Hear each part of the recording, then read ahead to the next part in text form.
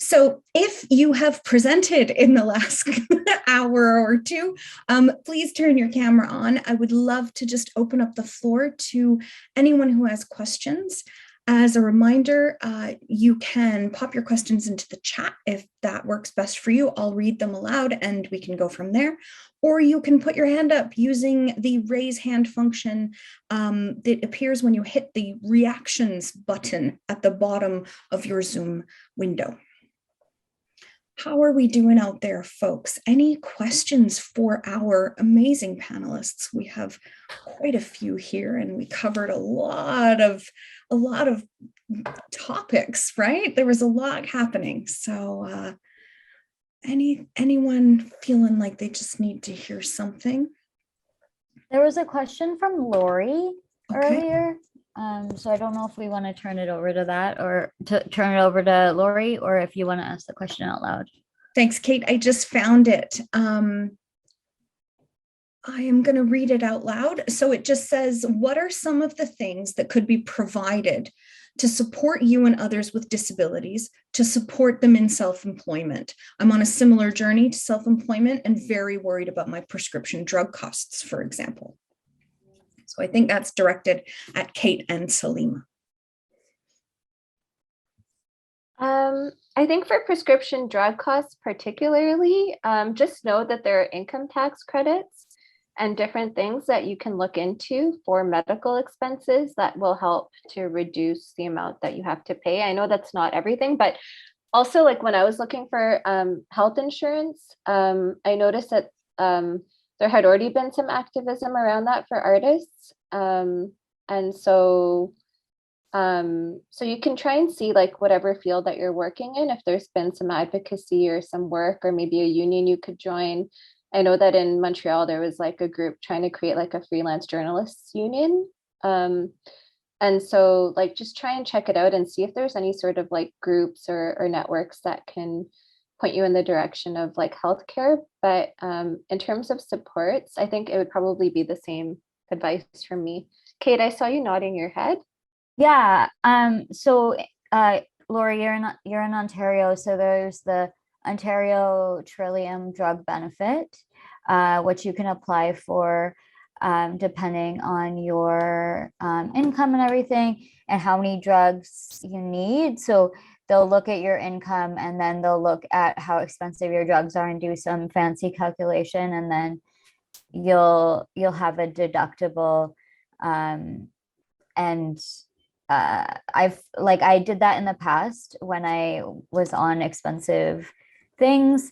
I also like there are benefits that will cover drugs. I have done a lot of research into them because I was kind of in the same boat. So if you want to connect offline, I'm happy to chat with you about like the various companies that offer that. You do have to do like a health questionnaire, which really sucks that you have to do that. But yeah, and then like Salima said, there's lots of different like collectives. There's even collectives that, share like maybe a workspace, like freelancers that share a workspace that all get benefits together. So yeah, I would, maybe Salima, do you want to say that out loud? I just wanted to follow up on like the drug costs. That like often, like for instance, like the medication I just started is almost like $60,000 a year. The company pays for any of the extra deductible. So it's totally worth seeing if there's like some sort of program. It's just about asking, because no one's going to assume your financial situation unless you're transparent about it. So even like for drugs like allergy pills and things like that, if you get a prescription, it gets counted. But if you just buy it over the counter or like whatever, like in the drugstore, like then it's not. So it's kind of like understanding a few of the hacks too of how to reduce those costs. Yeah, also sometimes like if you agree to sign up for a study, they'll like pay for your meds, like things like that yeah. End of thought. Okay. Yeah, there's a comment in here in the chat that just says that drug companies will help pay for meds until pharmacare covers it. And so that's one way to go about it. There are lots of pharmaceutical companies that have these kinds of support programs for folks as well.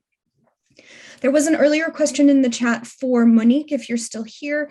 Someone has said, I just lost it. Here we go. I wondered if you used a grounded theory methodology in your analysis of the qualitative data that your study collected. Thank you. Yes, I actually replied directly to David, but I will say for everybody, sorry, I should have done it for everyone because this question was to everyone. We used what's called qualitative content analysis. So we still used, it's similar in that you use an inductive approach and you're looking for themes and concepts in the data. But at the end of the day, we didn't put it together in a framework or a theory, which is what you often see with grounded theory. We kept these concepts as relatively distinct. So that's what we did. Thanks, Monique. All right, any other questions out there, folks? I'm not seeing too many raised hands, or rather I'm seeing none. Any other questions in the chat? The chat has been active, so I may have missed some.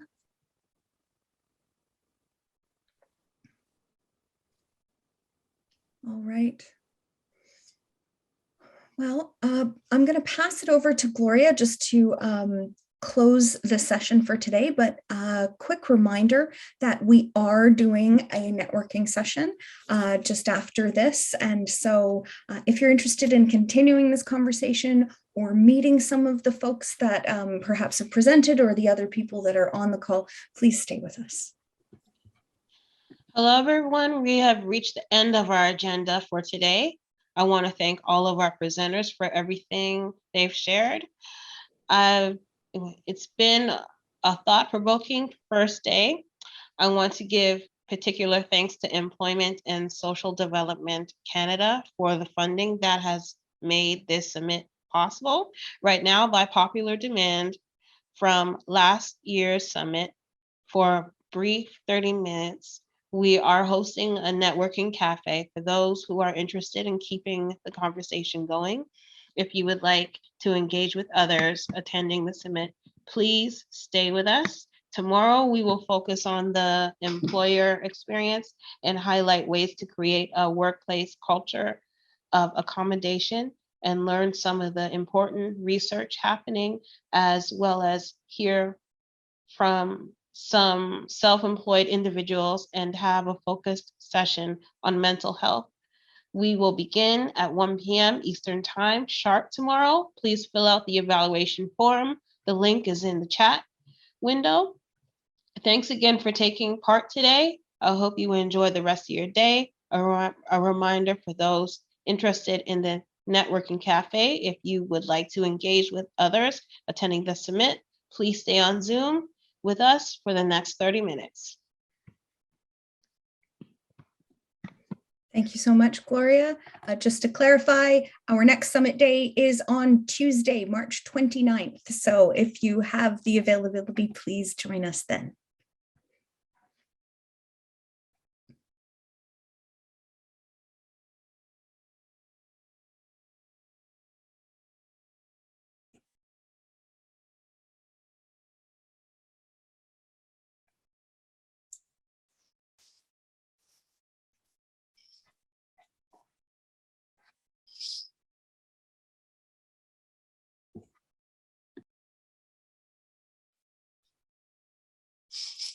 Hi, everyone.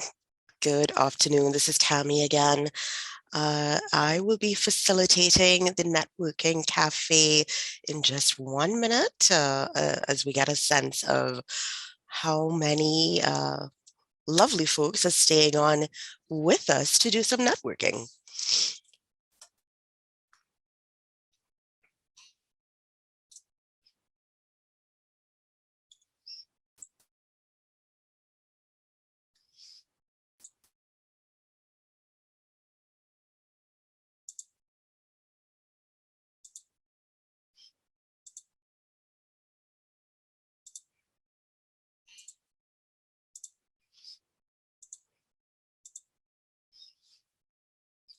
Okay. All right, I think we can dive in. We will stay in this meeting space. Please, if you feel free to put your camera on, we would love to see you if you're open to that. Great. Sue, I see that you have your hand up.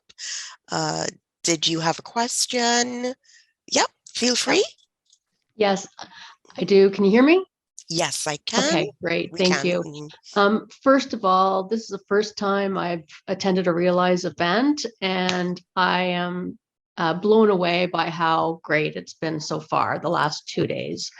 It's such a nice mix of, speakers and academics and lived experience by people. I've learned so much, and I really appreciate it. So thank you. My question, so this is my first Realize event, and Realize's definition of episodic disability talks about periods of wellness. And I'm struggling with that as a person with ME, because in illnesses like ME and long COVID, there really isn't a period of wellness. They are fluctuating illnesses and can change day to day. But in my experience, and I've been doing research on it. So in most people's experience that I've come to learn, they as well aren't experiencing periods of wellness. So I would love the idea of the ME community and long COVID community being involved with Realize. But I'm wondering if you've considered expanding your definition. And in Saul's presentation earlier today, he was using a different definition of episodic disabilities, and it focused on fluctuating illnesses, which is more in line with my experience and knowledge base. All right, Sue, thank you so much, first and foremost, for the compliment. Thank you so much. Thank you for coming. And thank you for getting off Fire's engine with that excellent question. Kate, I see you. And I'm going to double back to you, but I really would love, if for us to just get a sense of who's in the networking cafe, if we all have our teas or our coffees or our margaritas, as I started with earlier on this afternoon. So just for us to get a sense of who's in the cafe, and then we're going to dive into that wonderful question that you started with.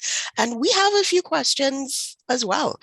So we have just a few minutes together. Let's just get a sense of who's in the cafe.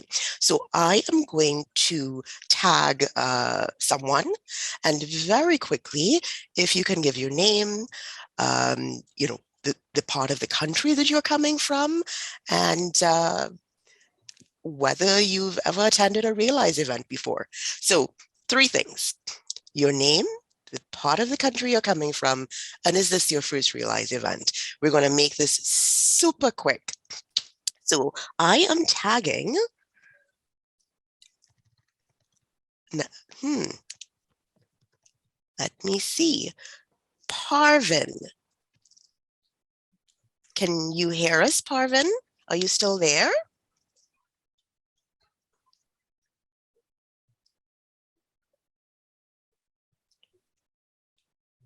Okay.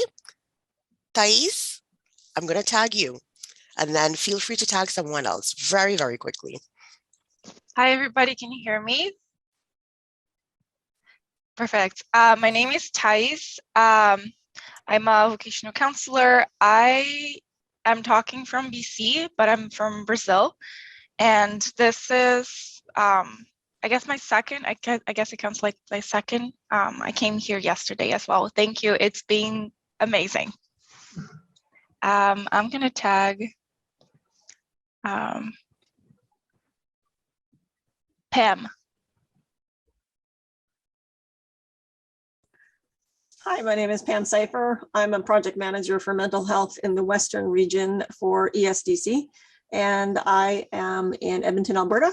And this is the very first event I've come for Realize. I really loved it, so thank you so much. And I'm gonna tag, oh gee, the fellow who has Galaxy S6 as his name or her name. I'm sorry, the person with glasses who's touching their phone right now. James. Is it you, James? Yeah. Come on board. Hi, I'm James, research associate under contract with Realize and for the HIV and aging study, PANAGE, and also the stigma index study for Unity Health. And I'm from Sudbury, Ontario. And I can't see anybody else but the person to my left, I guess.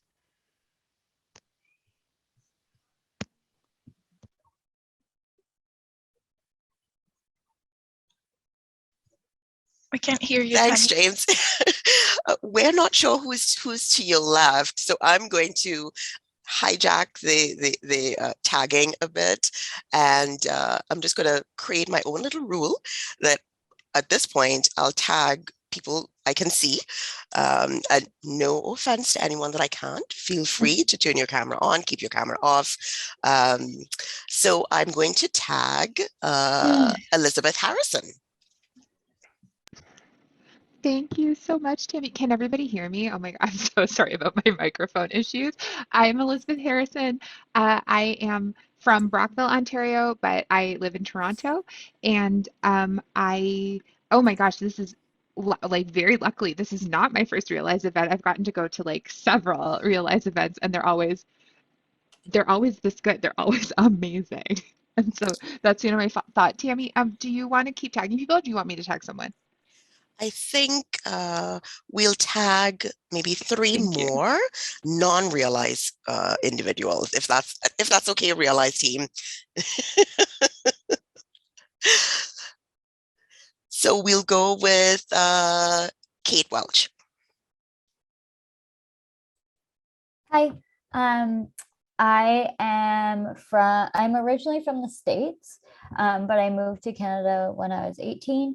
And I currently live in Toronto, and this is not my first Realize event, and I'm happy to be back, and I love the community you've created.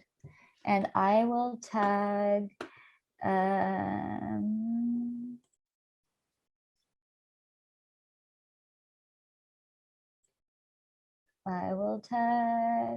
Melissa, do you work at Realize?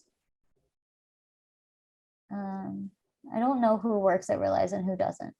Yeah, we both do at this point. So that's the other Melissa. For sure. Okay. The other one you both also. do. Yeah. Okay, cool. Sue, do you work at Realize? I know you already asked a question, but maybe I'll tag back to you. Great. Hi. I'm originally from Sudbury as well as James. And I live in Toronto currently. I'm a certified disability management professional. So I've spent over 30 years of my career helping injured and ill workers return to work after an occupational injury or illness. Long COVID is now an occupational illness if the person develops it at work. I developed ME several years ago and retired early because I wasn't able to continue and manage. And as other speakers have said, that was certainly difficult to accept. But for the last 3 years, I've been working as part of a research project, developing accommodation strategies, some very specific accommodation strategies for people with ME and now long COVID, because they have the same symptom profile. And that has been very rewarding. We're at a point now where we want to get this published. and disseminated. So that's where things are at, and that's about me. Thank you so much, Sue. You're a busy beaver. Thanks so much for sharing that. I would like to tag one more person that I'm seeing. B. Irvin or Irvine, it looks like. If you're willing to, tell us a little bit about yourself. We can see you. We're not hearing you. Mm-hmm. Nope, still not hearing you. Oh dear. Have you tried clicking the button to unmute yourself on the bottom left of your screen? Yeah. Can you hear me now? Yes, we can. Okay. Thanks for picking me. So I'm working out of Winnipeg, Manitoba. I manage the occupational health and disability groups for the WRHA. So we have lots and lots of stuff going on right now as we're trying to clean up all the mess of the COVID pandemic. Mm-hmm. Thank you so much. And if you don't mind sharing your name, if that's okay, if I missed it. Sharing my name? Yes. Bernice Irvine. Bernice Irvine. Nice to meet you, Bernice. Well, nice to meet you as well. It was a fantastic. It was so informative. All those little things that you don't always think about, but now it's a reminder. So well done. Thank you so much. And imagine we have 2 days yet to go. Yes, that's so true. I hope you all come back next week. So we have a couple of questions. And I know that Sue asked a really good question as well. And what I'd like to say about what Sue asked is that there is no one fixed, universally accepted definition of episodic disability. Of course, from a scientific perspective, it's always comforting when we can have one definition that speaks across the board. But the reality is that the lived experience of episodic disability is so unique that there are folks, Sue, who do experience periods of wellness.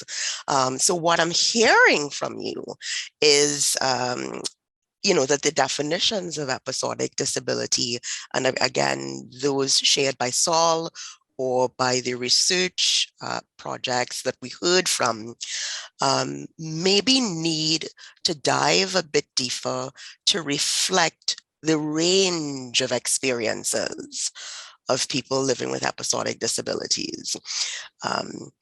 Kate, I know you had your hand up, so you may want to contribute to that question that we've put out. Kate had to leave, I'm afraid, Tammy. So Kate is no longer here. Oh no! They had dear. another engagement.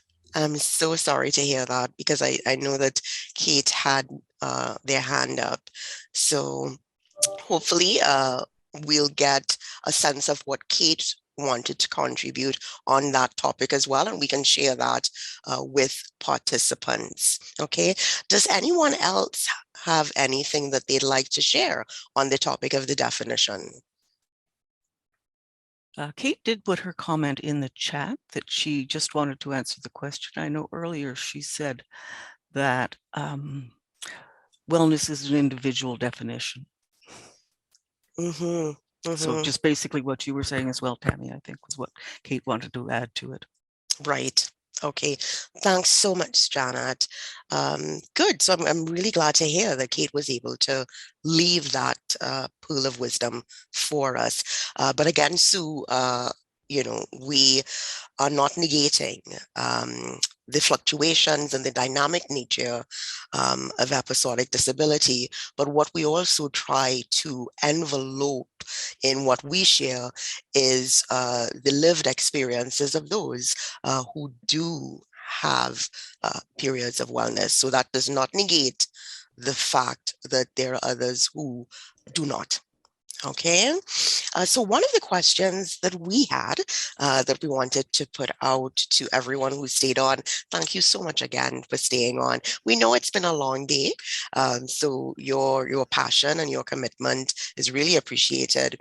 But what are some of the strategies that you use navigating unexpected absences in teams that you are on?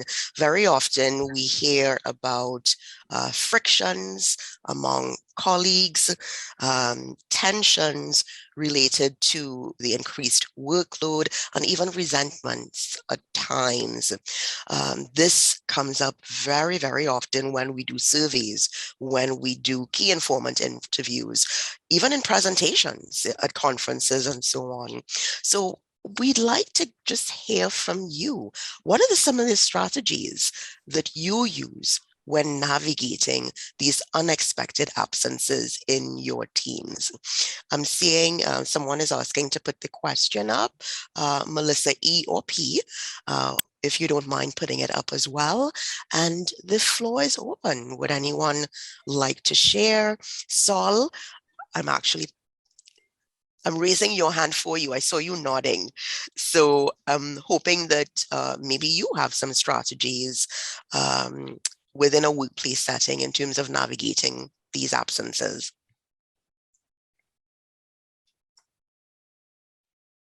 There we go. Firstly, just thank you for putting together such a great day, Tammy. Well done. And to your team. I think kind of the point I finished on, which is if you, an employer or a health professional or someone who's got a relative, position to help people with episodic disability, is to really listen and believe them and understand them. So, I had this position of being, a health professional and understanding a lot about episodic disability through my HIV work. And last year I found that 2 of my colleagues had, very serious issues with long COVID, and those are ongoing issues. And it was about, and presenting very differently, but really listening closely and understanding what their particular issues were. And sort of, often we want to do the right thing and we kind of speak the right language, but then you're human and you get frustrated because you need things to be done.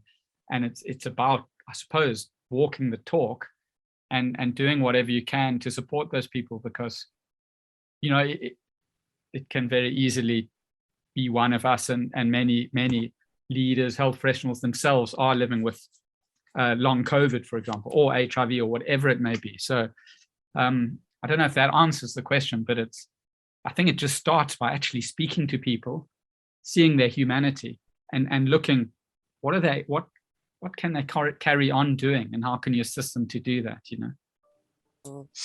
Thanks so much, Saul. And it does answer the question, because it reminds me of one of the last things that Marianne just said about empathy. Working with, leading with, living with empathy. So Thais, I see your hand up, and then we'll go over to Pam. This is just a random idea came to my head right now. Something that it made me feel connected with other coworkers was doing some, just thinking again about what are your goals in the field, and then sharing with everybody. That kind of helps you see how your goals are similar, and find that connection between people, and then kind of fostering that empathy that we were talking about. And also, I guess, teaching people how to the benefit of the doubt, just seeing good in people, because we forget sometimes. That's how I see it in all situations. There are so many times people tend to assume the worst, and then that small thought just gets so intense, and you don't even remember it was such a little thing. So remembering again what connects each other, and just remembering and seeing that goodness in people. Thanks so much, Thais. That's so important. Of course, during the pandemic, we all heard the refrain, we're all in this together. So hopefully that togetherness did not begin and will not end post-pandemic. Yeah. Pam, over to you. Thank you. So I work in ESDC, so that's basically Service Canada in the Western region, and that spans about, I support a little under 7,000 employees. And so this is something that we talk about. It's not just the unexplained absences, it's the culture of the organization. And what I'm trying to do, because I'm the mental health project manager, is really set the tone at all levels. So we're looking at addressing senior leaders as well as on the ground running, and trying to set that tone for creating a psychologically safe culture and shifting. And I know it exists in our culture because there are messages about giving the benefit of the doubt. When COVID started, managers were like being told from the top down, you need to be more flexible. You need to listen. You need to make conscious efforts to make that connection, because we're still virtual. 99% of our workforce is, well, maybe about 80 to 90% of our workforce is still virtual or in a hybrid situation. To make those connections has to be a conscious effort. It's not just about showing up at work. It's about how do you consciously make that connection with your coworker, with your team, with your boss, with your direct reports, and I'm really trying to hammer it home for everybody to create that psychologically safe atmosphere, reduce that stigma, create that connection, be empathetic, talk about, listen to people about who they are, not just what they're doing, and identify with those people. Absolutely, the empathy connections. And it's not just me. I have a network of ambassadors. I'm promoting not myself today at work, but I have 185 ambassadors on the ground running. Their function is to go to team meetings. They're just people who want help, wanting to support mental health in general. And I give them tools. I hold meetings every month with my ambassadors and invite them on an optional basis. And I support them in using the technology and also finding tools like the one I did yesterday was about how to listen to somebody talking about a mental health diagnosis. Is that your peer? Is that somebody reporting to you? How would you respond? And I'm not going to tell them. I put them in breakout rooms. They tell each other. And that's the thing, is if you create those connections between people, you don't have to do all the work. It becomes this self-driving machine in your organization that once you spread that, it becomes this ripple effect throughout the whole organization. Rather than one voice, I have 185 voices. Now I have 185 teams. And within those teams, they're spreading that work. So that's how we need to do it. And those are employees at all levels. They're not leaders. They're like clerks. They're like call center agents. They're team leaders. They're all over it. And I say anybody is welcome. And you create that community that spreads that word. And they don't do it as part of their job. They do it because of who they are. So anyways, that's me. Thank you for listening. So powerful, Pam. Thank you so much for sharing that. And kudos to you and to your team and all 185, is it, ambassadors?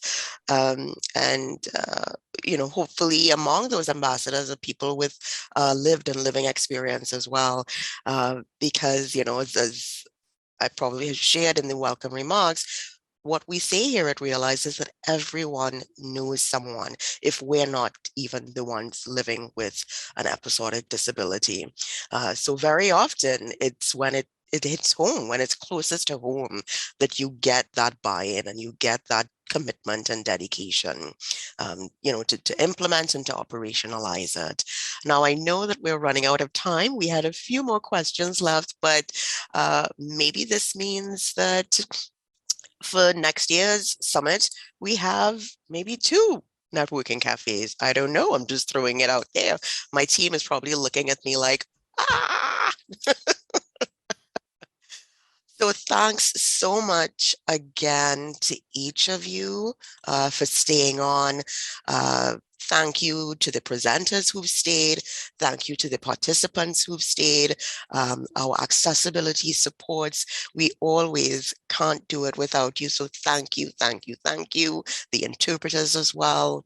And we look forward to seeing everyone at the sessions next week. So tell your friends, tell your colleagues. Those 185 ambassadors should be at the summit next week. And Thanks, everyone. Also to Gloria for her very helpful moderation today. Yeah. You did a fantastic job. Thank you so much for being here with us. It was excellent. And to all Thanks, the everyone. interpreters, thank you for staying on as well.